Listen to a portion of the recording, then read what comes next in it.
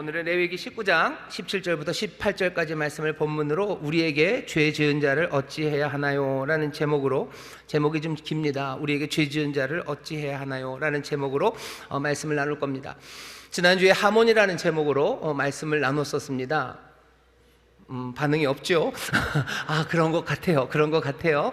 하나님이 우리에게 주시는 삶이 선하고 아름다운 삶이 있습니다. 사람들은 인생에 대해서 인생이 그러냐라고 하지만 우리는 흔들리지 않는 믿음으로 아멘 아멘 아멘 하면서 하나님 우리에게 좋은 삶, 아름다운 삶을 주심을 분명히 믿어요. 그리고 그 삶을 우리가 여기저기 돌아다니면서 그 삶을 찾아야 되는 사람들이 아닙니다. 하나님이 나 잡아봐라 라고 하지 않으셔요. 좋은 삶을 숨겨놨으니까 요거 한번 찾아봐라 라고 말씀하지도 않으셔요. 저 무지개 끝 어딘가 그 단지 안에 행복이 있을 거라고, 거기 행운이 있을 거라고 우리를 무지개 다리 너머로 보내지 않으셔요. 주께서는 우리에게 오셔서요, 우리에게 생명의 길, 그리고 정말로 아름다운 삶이 무엇인지 분명히 보여주십니다. 우리는 어떻게 하는 거예요? 아멘으로 영접하고 그 안에 거하며 그 삶을 누리면 되는 사람입니다. 선하고 아름다운 삶, 그 하모니, 형제가 함께 살지만 함께 사는 그 삶이 싸움과 그리고 분노와 그리고 미움이 아니라 아름다운 하모니를 이루는 그 삶을 우리에게 주시고요, 그 삶으로 우리를 인도해 주시는 줄 믿습니다. 지난주에 우리가 그런 말씀을 들었어요. 그러기 위해서 하나님이 우리에게 기름을 부으시고 우리에게 이슬로 충만하게 생명을 가득하게 하셔서 우리를 하모니로 살아가게 하시는데, 그 모든 것들은 어디로 모으셔요? 머리에서 옷깃 그리고 수염으로 흘러내리는 것처럼, 헐몬에서 시온의 산들로 오는 것처럼 점점 더 하나님의 사람들, 그 가족들이 믿음으로 시온산 성전으로 올라가서 만나듯 그 거룩한 곳에서 그 참된 삶이 이루어집니다. 하나님의 임재하심이 없으면 그 하모니의 삶은 이루어지지 못합니다. 시온에서 하나님이 복을 명하신다고 하셨어요. 거룩한 하나님이 거룩한 곳에서 복을 명하십니다. 영생을 우리에게 주셔요. 오늘 시편 133편 말씀을 기억하면서요, 오늘 이 레위기 19장을 좀 읽어보려고 합니다. 거룩한 하나님이 우리에게 거룩한 삶을 주시는데, 거룩한 삶이라고 해서 뭔가 뻣뻣하고 뭐가 좀 이렇게 근엄한 삶이 아닙니다. 이 거룩한 삶이 하나님이 우리에게 주시는 선하고 아름다운 삶입니다. 하나님이 주시는 삶이기 때문에 그래요. 거룩한 하나님이 거룩한 영으로 말미암아 우리에게 주시는 거룩한 삶, 그것이 선하고 아름다운 삶입니다. 오늘 레위기 19장은 그런 말씀을 우리에게 주시는 거예요. 거룩한 곳에서 거룩한 하나님이요, 생명을 명하십니다. 삶을 명하셔요. 이렇게 살아라. 이것이 거룩한 삶이다. 이것이 선하고 아름다운 삶이다라며 우리에게 다시 한번 복된 삶의 예를 알려주십니다.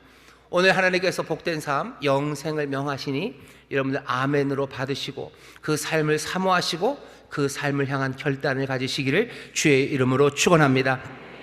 레위기 19장은 굉장히 유명한 구약 성경입니다. 여기 오늘 우리가 읽은 본문 18절에 내 이웃 사랑하기를 내 몸과 같이 하라, 소위 말하는 황금률이 나오기도 하고요. 19장 제일 처음에 하나님께서 하시는 말씀, 나 여호와 하나님 내가 거룩하니 너희도 거룩하라 라는 그 위대한 선언이 나오는 곳이기도 하고요. 19장 우리가 읽은 본문 18절까지 계속해서 출애굽기 20장에 나왔던 그 10계명의 이야기를 다시 한번 설명을 해주는, 그래서 레위기 19장이 굉장히 유명하고 그리고 구약에서 중요한 말씀입니다. 이것이 중요한 이유는 다른 것 아니에요. 우리에게 선하고 아름다운 삶, 정말로 거룩한 그렇게 복된 삶이 어떤 삶인지를 알려주시기 때문입니다.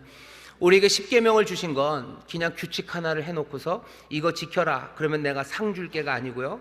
10계명 그 말씀 따라 살아가는 그 삶 안에 하나님이 주시는 생명이 가득하고 하나님의 도우심 그리고 하나님의 영광이 가득한 그 길이기 때문입니다.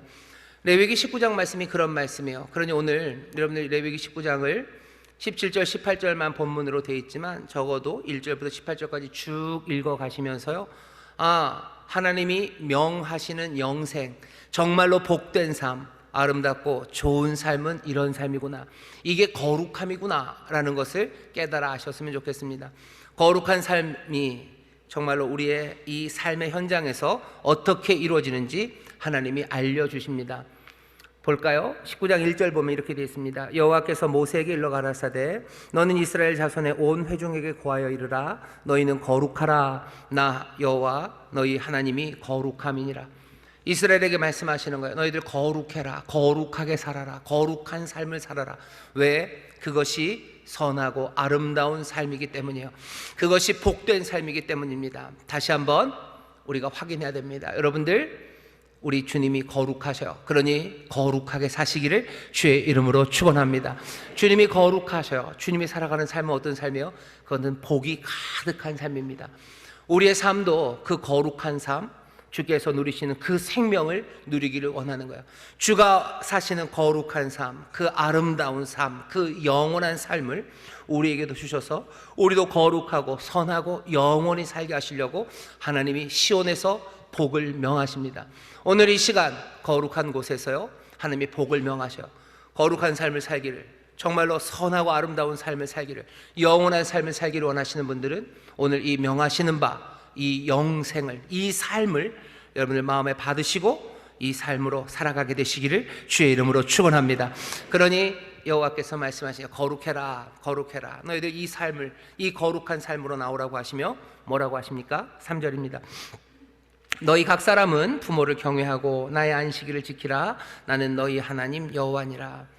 먼저는 어떻게 하셔야 돼요? 부모를 경외하셔야 됩니다. 그리고 안식일을 지키셔야 돼요. 여러분들, 부모를 경외하는 삶이 거룩한 삶입니다. 부모를 경외하는 삶이 선하고 아름다운 삶이요, 부모를 경외하는 삶이, 그 삶이 영원한 삶입니다. 누가 얘기하셔요? 거룩하신 하나님이 시온에서, 거룩한 곳에서 그 백성들에게 지금 주시는 말씀이에요. 우리가 하나님의 말씀 듣기를 사모해요. 내 인생의 길이 어딘지 알려주셨으면 좋겠다고 생각하죠. 그런데 막상 그 말씀이 들려질 땐 아멘으로 잘 받아들이지를 못하고요, 이게 정말일까? 라고 생각합니다. 여러분들, 오늘 찬양대가 아멘 아멘 아멘 찬양하셨어요. 거룩한 삶, 선하고 영원한 삶을 원하시는 여러분들, 주께서 그 길을 알려주시니 부모를 경외하시기를 주의 이름으로 축원합니다. 부모님 경외하시기를 주의 이름으로 축원합니다. 부모를 무겁게 여기십시오. 부모님 무겁게 여기셔야 돼요. 안 그러면, 무거운 걸 가볍게 여기면 어떻게 돼요? 담듭니다. 무거운 거인지 모르고 가볍다고 생각하고 확 들어보세요. 그럼 어떻게 되죠? 견갑골에 담이 옵니다. 그죠? 칼 맞은 것처럼 아파요. 인생이 꼬이기 시작하고요, 삶이 괴로워지기 시작합니다. 무거운 건 무겁게 대하셔야 돼요. 하나님 말씀하시는 겁니다. 부모 경외라. 부모님 무거운 분이에요. 무겁게 대하시고, 그 다음에 어떻게 하랍니까? 안식일을 거룩하게, 안식일을 지키랍니다. 안식일 지키는 게 일주일에 한 번은 쉬란 얘기인가? 하나님이 무슨 월차, 아니 주차를 주시는 거네. 주유수당 주시듯이 하나님께서 안식일을 주시는 건가? 안식일을 지키라는 이야기는 무슨 말씀입니까? 내 삶의 모든 근원과 내 삶에 필요한 것들을 누가? 여호와, 내 하나님, 내 주님이 주신다는 걸 내가 믿는 거예요. 나는 그날 일 안 합니다. 일 안 해도 돼요. 왜? 하나님께서 모든 것들을 마련하시고 내 삶을 책임지시기 때문이에요. 나는 주를 의지하며 삽니다. 왜? 주께서 내 삶을 책임지시고 내 삶에 필요한 모든 것들을 내어주시기 때문이에요. 복된 삶을 살기 위해서 우리에게 주시는 첫 번째는 어쩌면 삶에 대한 태도입니다. 우리의 삶의 태도는 무거운 것 무겁게 대하셔야 돼요. 내 삶의 근원과 내 삶의 모든 필요가 어디서 오는지 분명히 아셔야 돼요. 그 다음에 있는 건 뭐예요? 헛것들 만들지 말아라. 우상 만들지 말아라. 여기저기 돌아다니며 두리번거리지 말라는 거예요. 인생에 두리번거리지 마셔요. 이것에 헛것 세워놓고 이 헛것이 사라지면 저 헛것으로, 저 헛것 무너지면 또 저리로 방황하며 살지 마셔. 오직 한 분, 우리에게 안식일을 주시는 분, 내 삶의 모든 필요를 채우시는 그분이 분명히 계셔요. 거기를 향하여 정말로 흔들림 없이 무거운 거 무겁게 대하면서 삶이 흔들리지 않는 사람들, 그 사람들이 거룩한 삶, 선한 삶, 그래서 영원한 삶을 살아갑니다. 내 삶의 근원이 무엇인지 모르는 사람들은 슬픈 사람이에요. 하지만 내 삶의 근원과 내 삶에 필요한 모든 은혜가 어디 있는지 아는 사람들, 그래서 그것에만 집중하고 그것만을 무겁게 여기는 사람들, 그 사람들이 복 있습니다.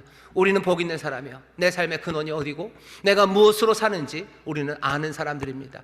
인생에 정말 무거운 게 뭔지 우리에게 알려주셨으니 가벼웠고 헛개비 같은 허상들 따라서 이리저리 방황하지 마시고 정말로 거룩하고 참되고 아름답고 영원한 그 삶 살아가는 사람들답게 정말로 우리의 은혜의 근원, 생명의 근원 되시는 주님, 우리가 정말로 무겁게 여겨야 되는 그 부모님 사랑하며 흔들리지 않는 삶들 살아가시기를 주의 이름으로 축원합니다. 왜 그래요? 나는 여호와니라고 말씀하셔. 왜 그래? 나는 여호와니라. 내가 여호와다. 내가 너희를 애굽에서 인도해낸 여호와다. 내가 너희와 동행한 여호와다. 내가 천지 모든 것들을 만들어 너희에게 준 여호와, 나 말고 다른 것은 아무것도 없어요. 세상은 어둡고 혼돈하고 그리고 공허하고 허무했던 세상에 오직 여호와, 내 주님, 내 하나님만이 생명의 주인이십니다.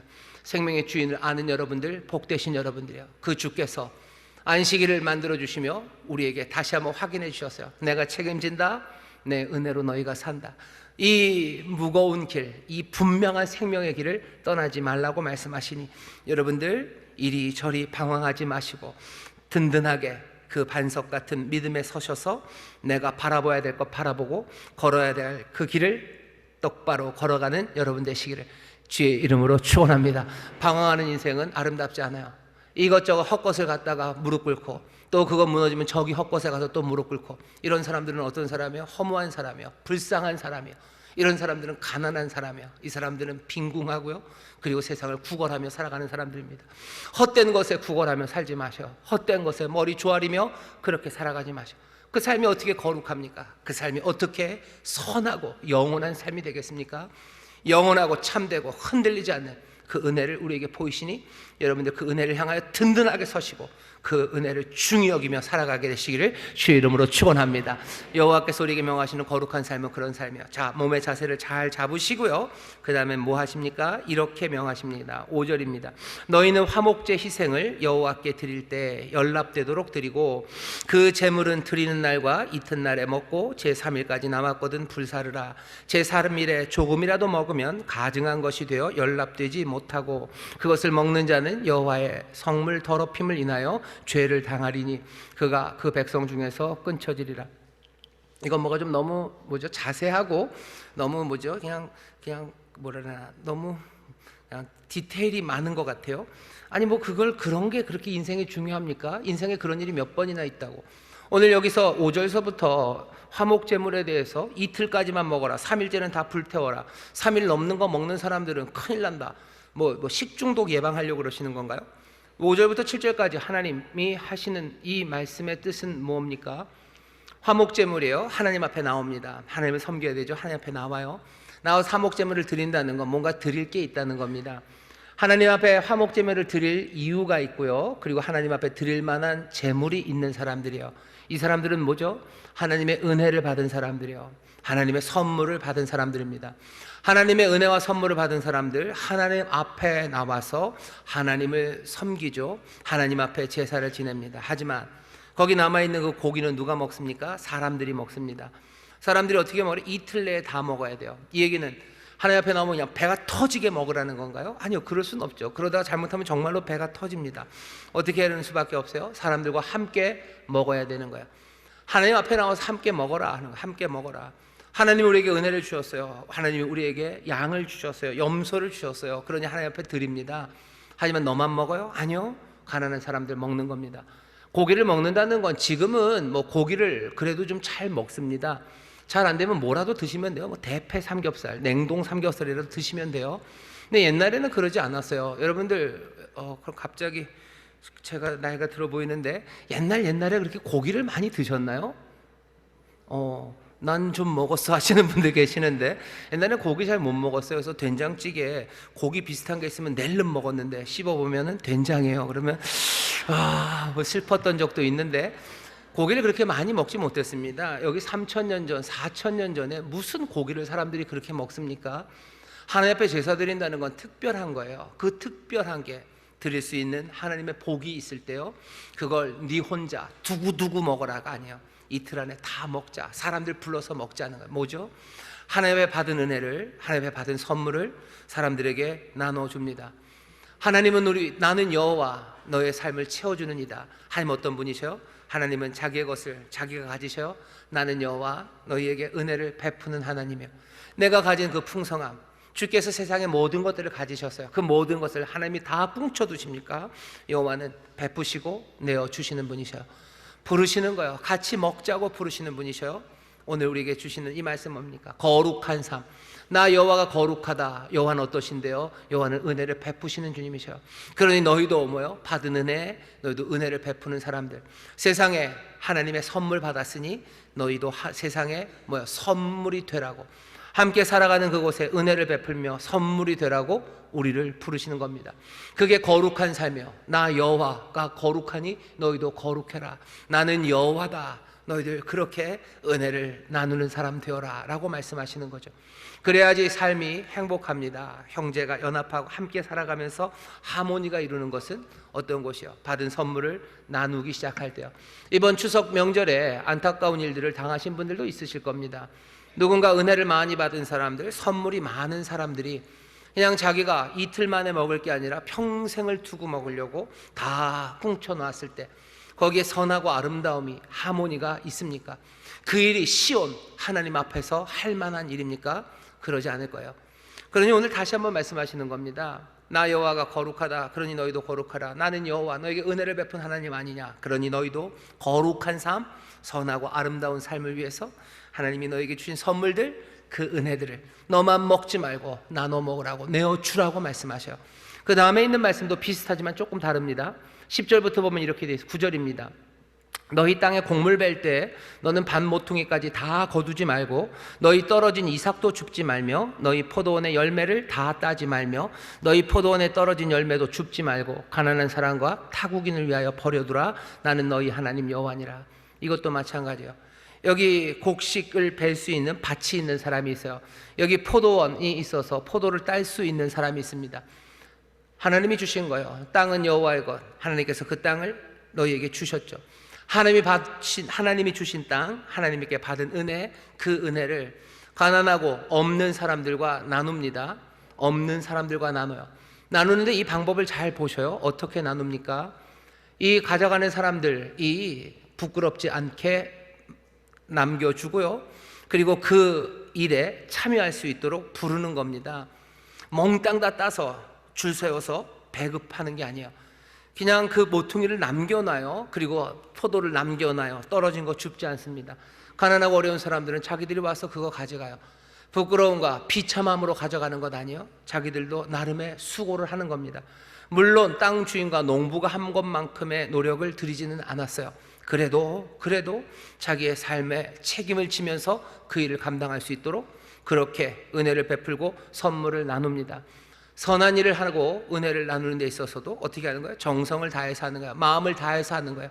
선한 일을 선하게 하는 그 일에 여기 하나님의 사람들, 선하고 아름다운 삶을 사는 사람들은 마음을 다하고 성품을 다하고 힘을 다해서 정성껏 배려하며 그 일을 하는 겁니다. 왜? 나는 여호와께서 우리에게 선을 베푸실 때, 하나님이 우리에게 은혜를 베푸실 때 우리를 비참함에 내려놓지만은 않으셔요.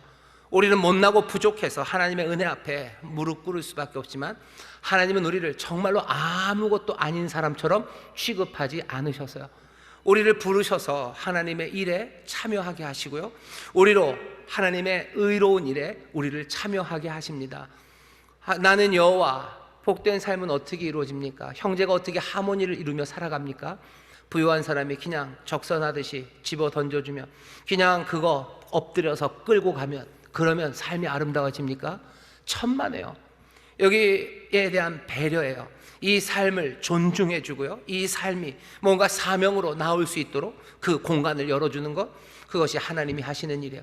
쉽지 않습니다. 정성을 다해서 하셔야 돼요. 나누는 일 그냥 던져준다고 끝나는 것 아니에요. 사랑을 베푸는 것, 내가 사랑을 베풀었으니까 됐다, 아니요. 하나님의 말을 하는 사람들은 하나님의 말을 하는 사람들답게, 하나님처럼 하나님의 은혜를 나누는 사람들이라면 하나님의 은혜를 나누는 것처럼 그렇게 나누어야 됩니다. 그래야 하모니, 선하고 아름다운 삶, 그 삶이 거룩합니다.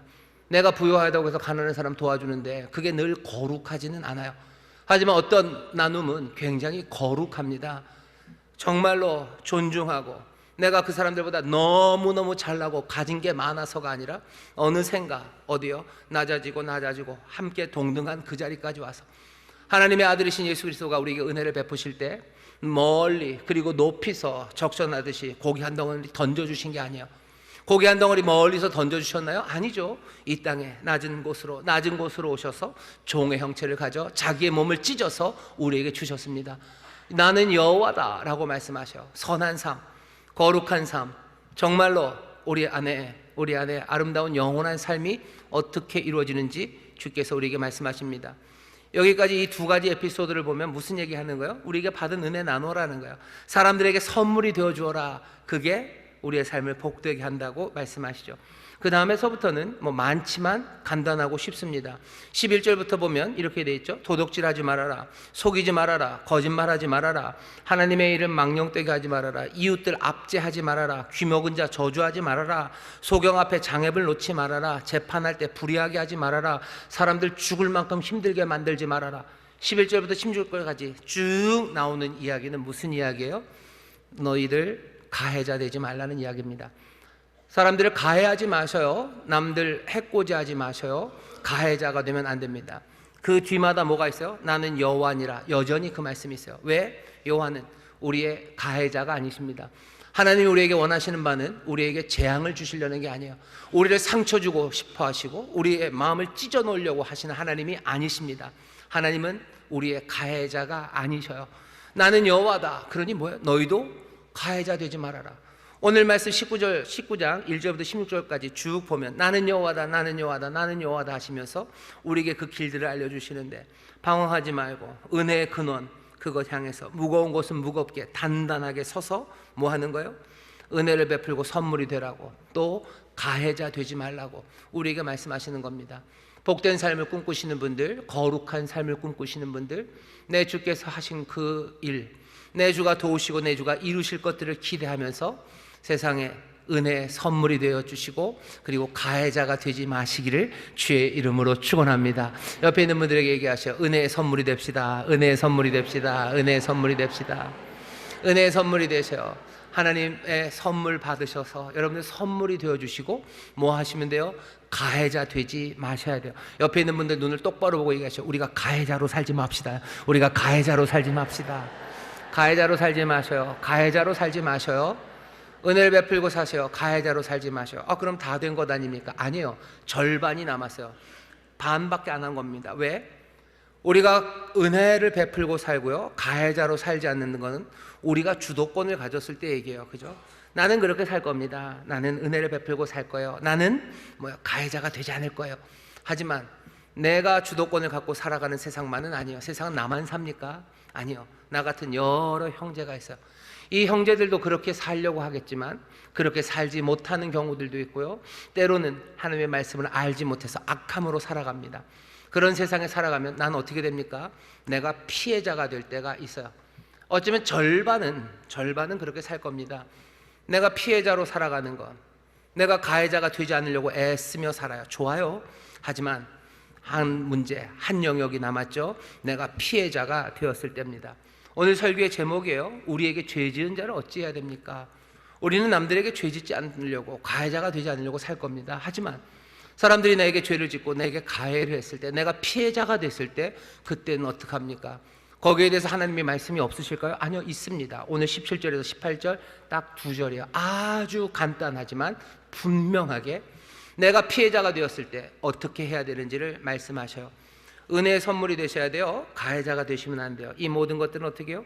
하나님 앞에서 똑바로 서서 이 삶을 살아가야 되는데, 여전히 하나님 앞에서 똑바로 서서 가해를 당했을 때, 피해자가 되었을 때 세 가지 하면 안 됩니다. 그리고 두 가지 하시면 됩니다. 3+2예요. 많지 않습니다. 아주 간단합니다. 첫 번째, 하지 말아야 될 것 첫 번째는 원수를 갚아서는 안 됩니다. 18절 처음에 그랬죠. 원수를 갚지 말며. 원수 갚지 마셔요. 원수 갚지 마셔. 원수를 갚는다는 건 나에게 가해한 그 상대방, 가해자에게 피해자인 내가 똑같은 것들을 갖다 주겠다는 거예요. 걔가 내게 그 욕을 했으면 나도 걔한테 그 욕을 하는 거예요. 걔가 아주 찰지게 했으면 나도 아주 찰지게 해주는 거예요. 그게 원수를 갚는 겁니다. 걔가 내 마음에 새 고랑을 고랑을 파놨으면 나도 그 가슴에 고랑을 파놓고야 말겠다는 거예요. 원수를 갚는 거 뭐 하시는 거예요? 하지 말랍니다. 가해자가 분명해요. 그리고 내가 피해자인 게 분명합니다. 어떻게 하래요? 원수 갚지 말랍니다. 그 행동 하지 말랍니다. 그 말 하지 말랍니다. 내가 뭔가를 갚아주기 위해서 해야 되는 것, 오늘 이 거룩한 하나님, 거룩한 여호와께서 우리에게 하시는 말씀이에요. 원수 갚지 말아라 라고 얘기하시는 거예요. 원수 갚지 말아라.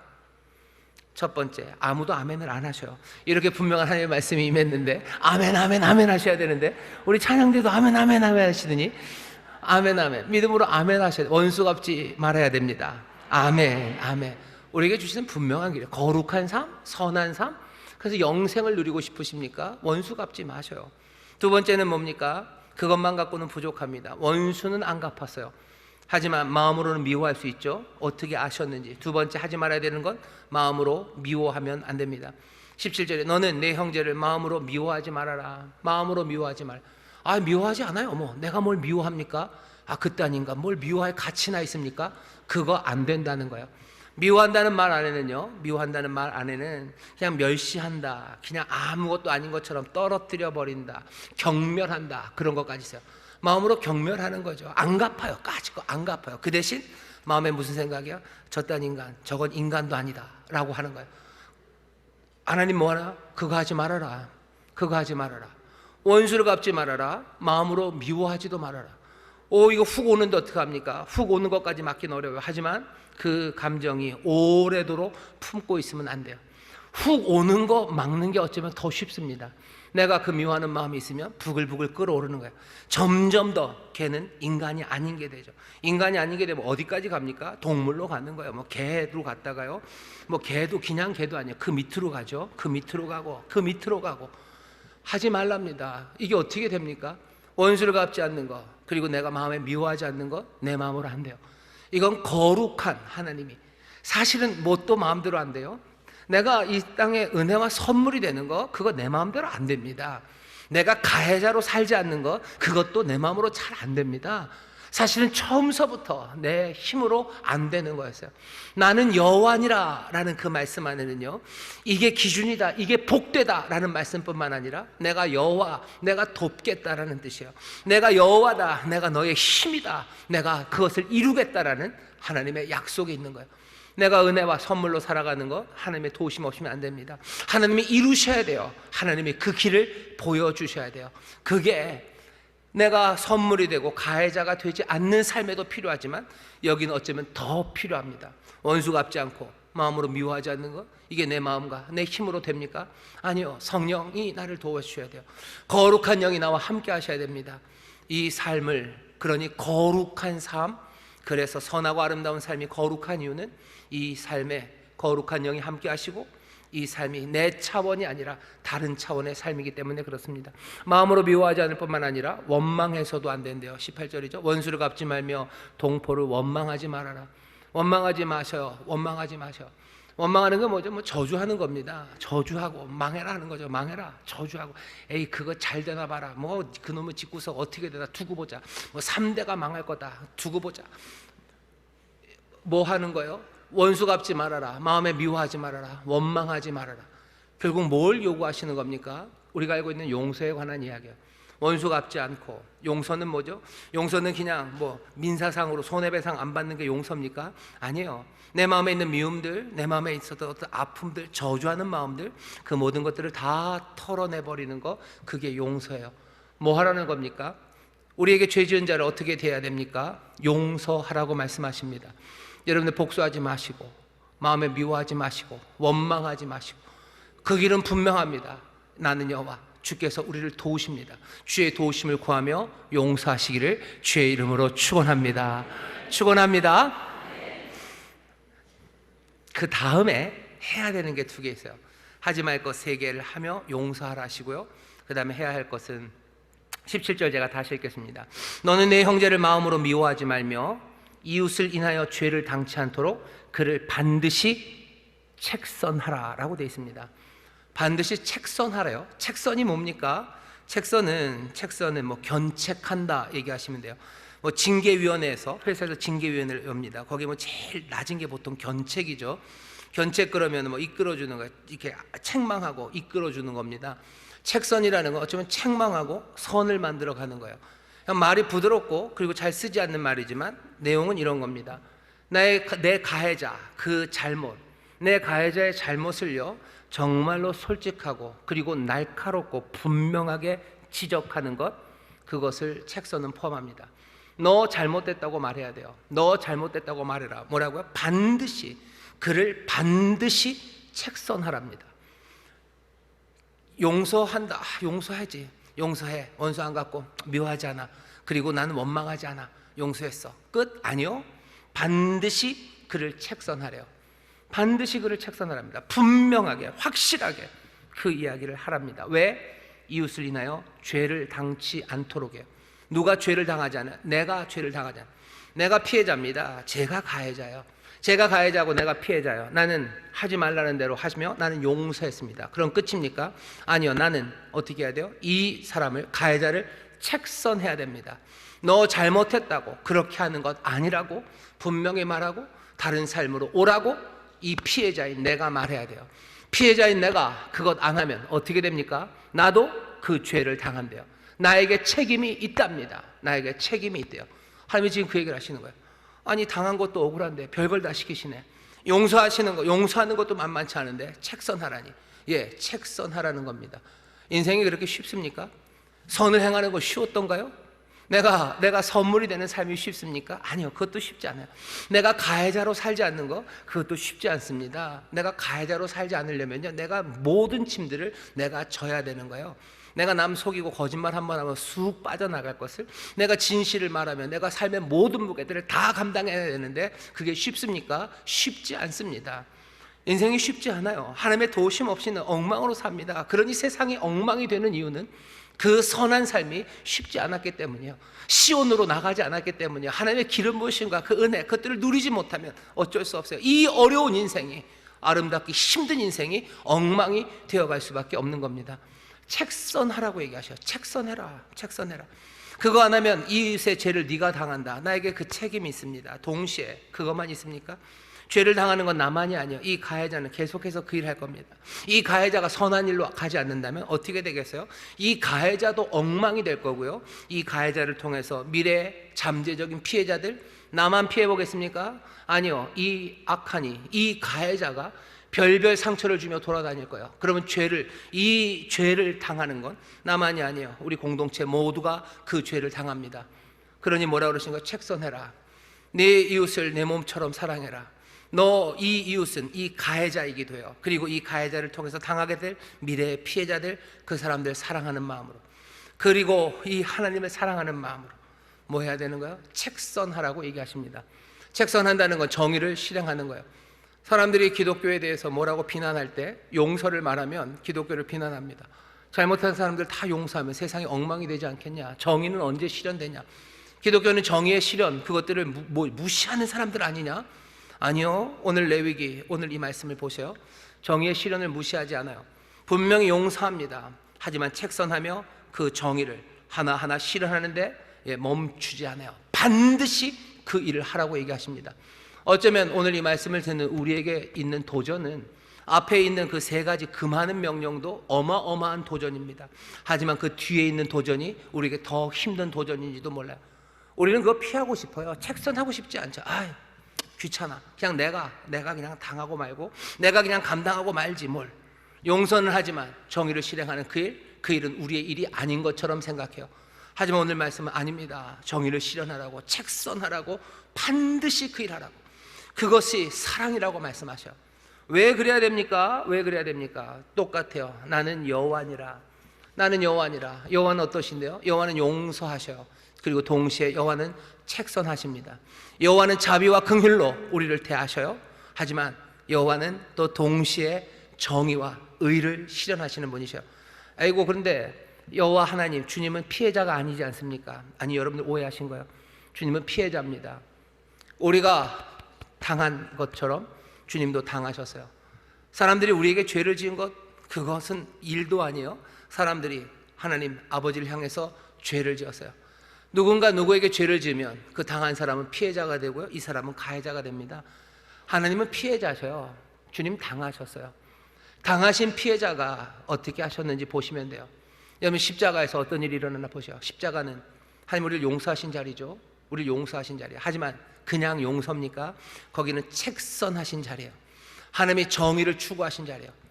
하나님께서 용서하실 때 그래 니들이 못났으니 뭐 그럴 수 있지, 없던 걸로 하자, 툴툴 털고 가셨나요? 아니요. 하나님은 정의를 실현하는 데 있어서 굉장히 극진하십니다. 자기 아들 예수 그리스도를 이 땅에 보내셔서요, 그 고난의 십자가, 그 십자가로 올라가 죽게 하셔요. 그리고는 어떻게 해요? 그 정의의 빛, 그 모든 빚을 다 갚게 하십니다. 한 톨, 한 방울 남기지 않고 그 모든 죄악을 다 감당하게 하셨어요. 하나님은 정의를 이루십니까? 정의를 이루십니다. 하지만 동시에 뭐죠? 정말로 죽어야 될 우리 대신에 하나님께서 그리스도 예수 안에서 이 죽음을 만드시며 우리의 죄를 사시는 우리에게 용서를 가져다 주셔요. 나는 여호와다 라고 말씀하시는 거예요. 나는 여호와다. 내가 피해자였을 때, 내가 세상에 가장 뭐죠? 극심한 피해자였을 때 내가 어떻게 했는지 보라는 거예요. 주님은 어떻게 하십니까? 십자가 그곳에서 그 용서와 그 공의를 이루어내셔요. 그러면서 우리에게 말씀하시는 거예요. 내가 여호와다. 너희들 이 길로 따라오라고. 그러니 너희들 용서하고 뭐 하는 거예요? 정의를 구하라고 말씀하십니다. 이렇게 해야 됩니까? 예, 이렇게 해야 됩니다. 복수해야지 정의가 이루어지는 건 아닙니까? 아니요, 복수로 정의는 이루어지지 않습니다. 그러면 용서만, 아니요, 용서만으로도 이루어지지 않습니다. 사람들은 예수님께서 십자가에서 그냥 희생양으로 죽었다고 얘기해요. 아니요, 세상에 희생양은 참 많았어요. 희생양이 얼마나 많습니까? 그냥 당하는 사람들이 얼마나 많았어요. 하지만 거기에 구원이 이루어집니까? 아니요, 거기서 구원은 이루어지지 않아요.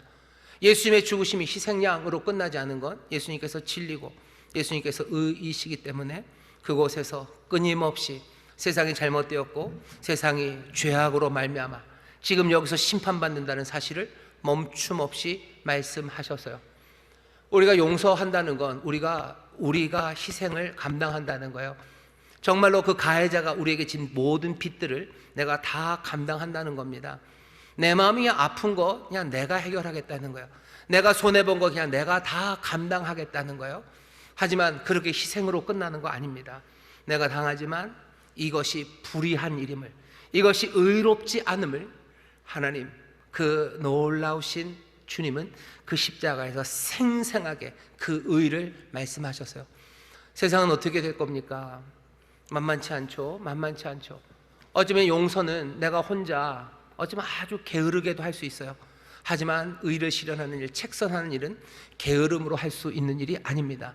용서는 나 혼자 할 수 있어요. 몰래 저기서 감당할 수 있어요.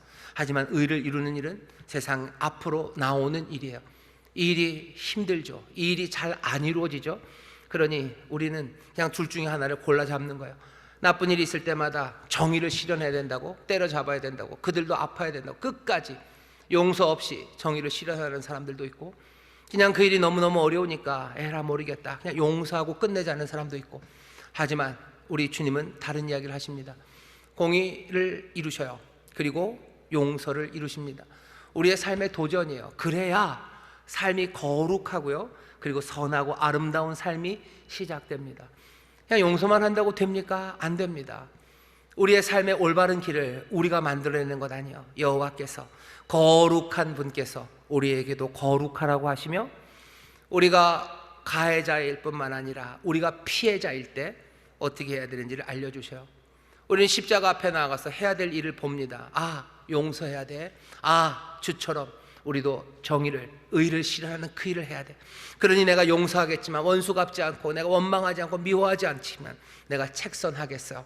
그것뿐만이 아니죠. 십자가 그 앞에서 우리는 겸손할 수밖에 없어요. 왜? 나만 죄인입니까? 아니요, 내 가해자도 죄인이에요.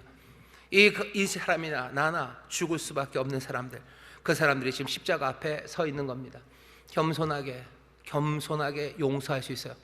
내가 잘나서가 아니야. 겸손하게 용서하고, 내가 잘나서 이 사람을 책선하는 거 아닙니다. 겸손하게 십자가 은혜 앞에서 용서하고 겸손하게 의를 구할 수 있는 것. 십자가 그 아래서 우리가 가야 할 길이 보여요. 그리고 그 일을 어떻게 해야 되는지를 우리로 받아들일 수밖에 없는 은혜 앞에 섭니다. 삶은 그래서 십자가 앞에서 온전해지고 거룩해지고 그곳에서 선한 삶, 정말로 영생이 시작됩니다. 우리 안에 이런 사람들이 많으면 얼마나 좋겠습니까? 겸손하게 용서해요. 용서하는데 V자 그리잖아요. 책선하는 데서 잘난 척 코를 높이고 너 잘못됐다고 말하는 거 아니에요. 내가 당하지만 넌 잘못했어가 아니라 십자가 앞에서 겸손하게 용서하고 겸손하게 책선하는 그 일들이 형제들과 함께 살아가는 그 삶의 하모니를, 정말로 하나님의 거룩한 삶을, 선하고 아름다운 삶을 만들어 갑니다. 가정에서 그 일이 있어야 되고요. 당장에 우리나라 정치권에서, 아니 학교에서, 어디서라도 이 십자가 앞에서 마땅히 피해자들이 해야 할 바, 그리고 그 일을 해야 되는 그 방법, 십자가 앞에서 깨달아 그 영접하며 따라가기 시작할 때 우리 안에 거룩하고 선한 삶이 시작됩니다. 우리는 이 말씀을 받아 가진 사람이에요. 하나씩 하나씩 우리의 삶의 자리에서, 가정에서, 내 이웃들, 우리 믿음의 공동체 안에서 이 일이 이루어질 때 정말로 하나님이 원하시는 바, 가해자가 아니라 은혜를 베푸는 사람들, 혹시라도 내가 피해자가 되었을 때라도 용서하고 의를 구하며 정말로 하나님의 거룩한 삶을 만들어가는 우리가 될 줄 믿습니다. 성령님 우리를 도우시고 인도해 주실 줄 믿습니다. 기도하겠습니다. 하나님 감사합니다. 오늘 귀한 자리에 나왔습니다. 아버지 하나님, 정말로 우리가 피해자가 될 때가 얼마나 많습니까? 여기에 대해서 하나님 우리에게 말씀을 주시니 감사합니다.